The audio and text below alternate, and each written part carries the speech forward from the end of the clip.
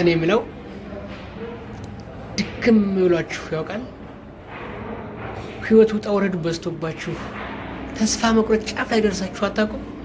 አንዳንዴ ነገሩ ሁሉ ስልችት ብሏችሁ መውጫ መውረጃው ጠፍቷችሁ ነገር ሁሉ አስጠልቷችሁ ሰው ሁሉ ቢያናግራችሁ ማትወዱበት ቀን ገጥሟችሁ አያውቅም? ብዙ ነገር ይገጥማችኋል። ምድር ላይ ስትኖሩ ብዙ ፈተናዎች ይኖራሉ። ብዙ ውጣ ውረዶች አሉ።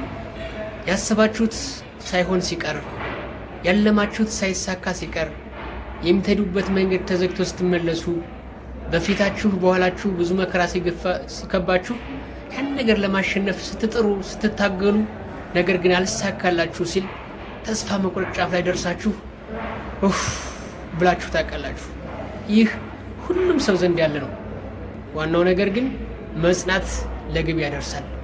ሁሉን ነገር ወደ ጎን ትቶ ወደፊት ያለን ዓላማ ለማሳካት መጽናት ወሳኝ ነው።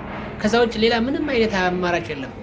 ዝም ብሎ ቁጭ ብሎ ሁሉም ነገር ያልፋል ማለት ቫልዩለስ ነው፣ ወይም ደግሞ ጥቅም የለውም። ምክንያቱም ካልሰራን የሚያልፍ ነገር አይኖርም። ካልታገልነን ልናሳልፈው አንችልም። ምናልባትም ልናልፍ የምንችለው እኛ ብቻ እንሆናለን። እኛ ሁሌም እናልፋለን። ችግራችን ግን እኛ ሳናልፍ አልፎ እንድናየው መታገል፣ መጽናት፣ ከተስፋ መቁረጥ ወጥተን በጽናትና በትዕግስት መታገል፣ መስራት ያስፈልጋል። እንታገል፣ እንጽና። አመሰግናለሁ።